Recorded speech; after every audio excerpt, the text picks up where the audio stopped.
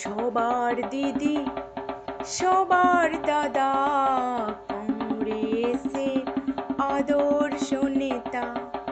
সবার দিদি সবার দাদা কংগ্রেসের আদর্শ নেতা। এইবার পাবে ক্ষমতা জেনে নিয়েছে সকল জনতা। লালা লালা লালা লালা। এইবার নয় মোদিজি কখনো